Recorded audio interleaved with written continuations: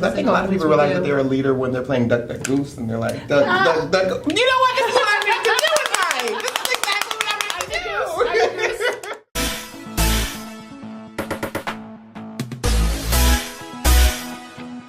do. Hey, beautiful people, it's Success Mentor Dante J. Worth, and I'm back with another video right here on Audacious Believer TV. Now, if this is your first time tuning in, I need you to make sure you hit that subscribe button down below. Make sure that you like this video. And make sure that you are commenting down below. Me and my team absolutely love to read your comments. Now, tonight, we're being joined by the beautiful, the fabulous, the bossy. Tell them who you are, darling.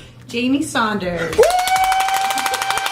Yes, Jaime. Hey, Jaime. I love it. Yes, he's bossy. The reason we invited Jaime Saunders to be here tonight is to talk about thriving leadership. But before we talk about that, we're going to ask her the question we ask every single guest. What is your story? My story. Well, first, thanks for having me here. This is so fun. It's my honor to sit here with you. Oh, you're so sweet. My story. The Cliff Note version. Yeah. I don't have a book like you. You've got 2 books. I'm born and raised here. This is my community. This is my hometown. Yes. I love the greater Rochester area. And we love you. And I left it for a bit to go to college in California, and I loved it there and was drawn back to be an aunt. And so my older sister had my first niece, and then she had several after, so that was great. And so I stayed.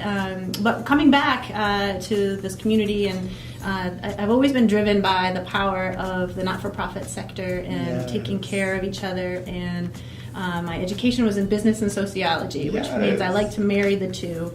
And when I came back at 21 years old, and the hubris and ignorance of youth, but wanting to do good. Listen, we all have somebody sometimes. Yeah, and finding our way. Yes. But I was reading about, our community ranked 13th worst in the nation in childhood poverty. Wow. And now you may know it's #1, so we're going in the wrong direction. But so at 21, I created a 501c3, created a not-for-profit, and did food rescue. And at 21. At 21. But it was, come on! That's good! With volunteers. But we would go to the public market, and we'd get leftover food, and then we'd go to St. Joe's, and we would create, make meals, and then we'd go to House of Mercy, and we would serve it, and we were trying to do this. But through that process, a gentleman by the name of Tom Ferraro, who was running FoodLink, he had said, well-meaning programs, but you're perpetuating the problem. And I thought, okay, I need to learn more. And really it was, again, a misalignment of wanting to do good and help the community, but I was really duplicating. I wanted to really join with a movement, and Tom brought me in, and I was at FoodLink. Yes, and I was the chief operating officer, and I loved it. Great education, and then there for 6 years, and giving out food at the time, and Tom would say, was endless. And so I needed to go learn more. I went and got my master's at Syracuse in public administration, and worked at the Center for Governmental Research and Data and Eval, and then was looking to make more of an impact, and I was afforded a wonderful opportunity networking, right? You never know where opportunities happen. You never know. You never know. Might be at Wegmans, might be at Krispy Kreme. Right. We ain't got Krispy Kreme no more, so I guess that opportunity ain't happening. You never know. You never know. And so I was at an event, and I said, I'm looking to be on a board of directors, and there was a wonderful woman there at this event, said Alternatives for Battered Women is looking for board members. I said, oh, well, that sounds interesting. We talked more, and I was given an opportunity to actually lead the organization, and it was you get more out of it than you give. Just climbing. That's awesome. Well, and all through just wanting to find a way that, with purpose and what my purpose could be, how I could add value. And Alternatives for Battered Women is now Willow Domestic Violence Center. Part of the evolution is we serve more than women, and battered is only one form of violence. But if anything, that experience was just more transformative, I think, for me, in that you see the resiliency of people, you see the resiliency of 7,000 survivors a year would reach out and look at the kiddos and the parents, and just what is possible. People would say, well, how could you work in domestic violence? And I gotta say, the strength is powerful. Powerful people's strengths. And so that was a wonderful experience. And then this opportunity at United Way, which candidly, when it opened up and people were saying, you're going to go do that? I said, are you kidding? Like, it's the United Way! Which has really supported from Food Link to Willow, and it's been this really right. wonderful spot. But you don't see these opportunities; they just kind of open up. And I feel so fortunate. I want to connect people who want to help. I want to connect people who need help. I want to really help our community thrive. And if I can be one piece of that, that's really what I'm doing.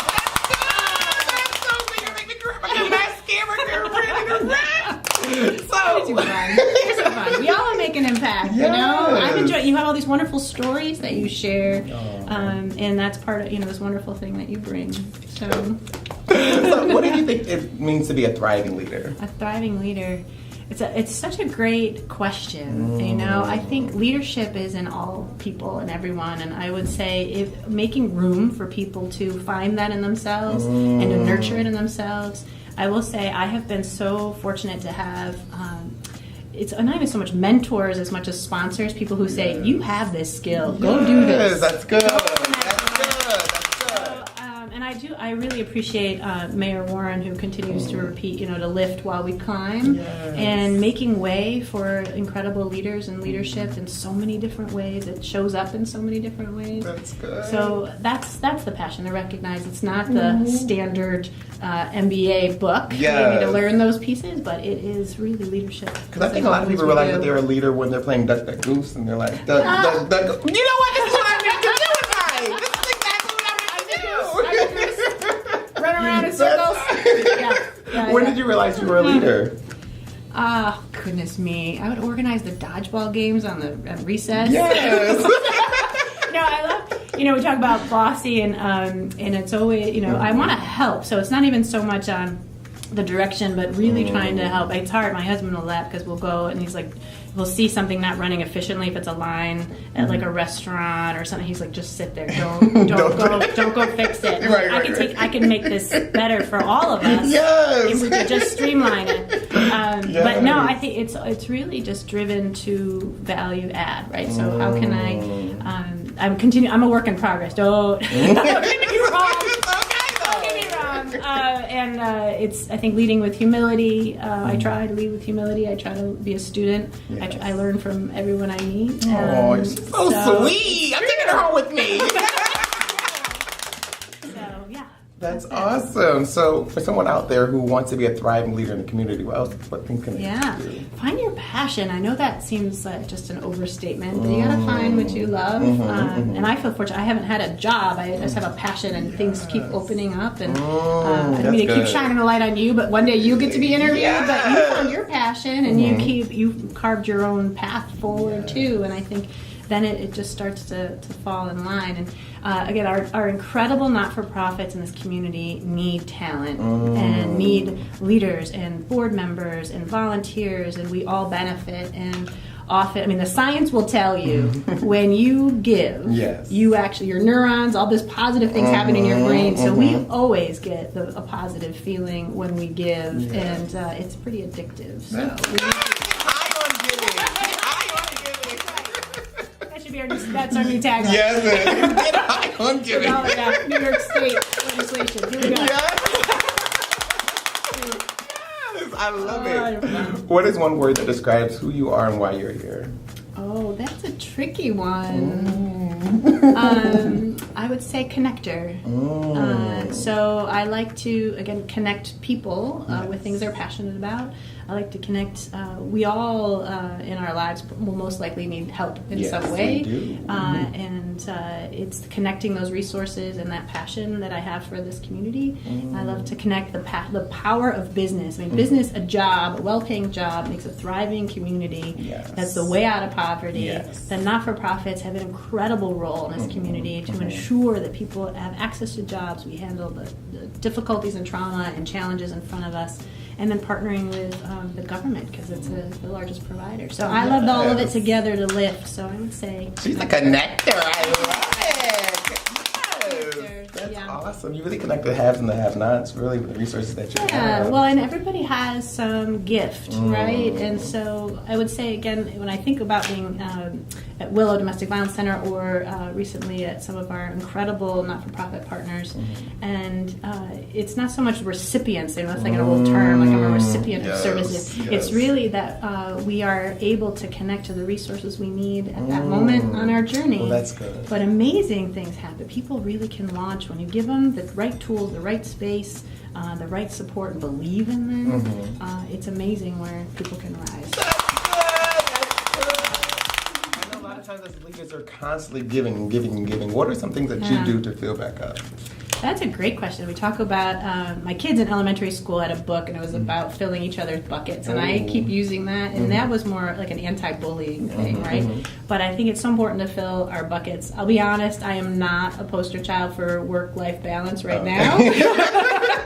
It's okay. But it's also different chapters, and I had a dear friend of mine who said, and it's a statement I'm sure you've heard, that you would juggle all these balls, and we just want to make sure we don't drop the ones that are glass. And then I've added to that and said you just pick up the ones on the bounce. There you go. So I'll just say that's going to fall. Sometimes I nail it, I think, as a mom, and I show up at Girl Scouts and give me the broom and I'll sweep or do crafts, and then some days I'm not, and same at work. So I think it's that give and take, and yet kids are grounding. I have a fabulous partner who's very grounding for me, but it takes a village for everybody. So, that's good. Aside from that is chocolate, probably. Yes! Flourless chocolate. Oh, I love chocolate. That's why I go to the gym every day, because I love it too much. Are you ready for rapid fire questions? Oh, be gentle. Yeah! Favorite book? Favorite book? Well, I'm a nonfiction reader, so just sorry to be boring about that. But my tried and true is called 5 Dysfunctions of a Team, Patrick Lencioni. So I just love it, and it's applicable both in business, but also I think in personal relationships. That's good. I gotta check that out. Favorite movie? Oh, anything Harry Potter. Anything. Potter. It's good. It's about good and evil and societal changes, and I love it. There's what a lot character to do you it. most relate with? Oh, that's like a guess. My kids would say nerdy Hermione probably, but then Ginny Weasley, man, she just comes right in the back there, and she's a fighter.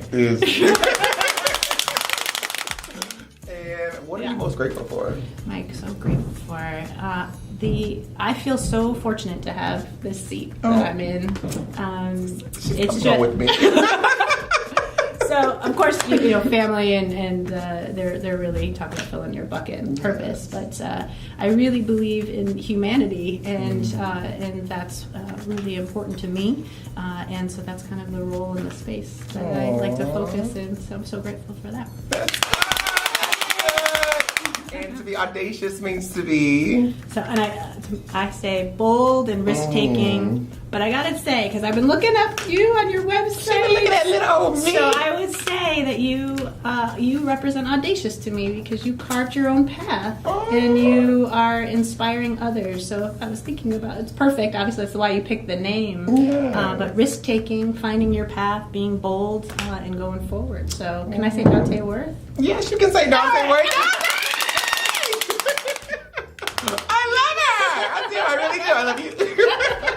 So tell people how they can find you online, how they can support your campaign. That's great, yes. Oh, yeah, United Way. Please support United Way, because that's how we help the community and are able to make an impact.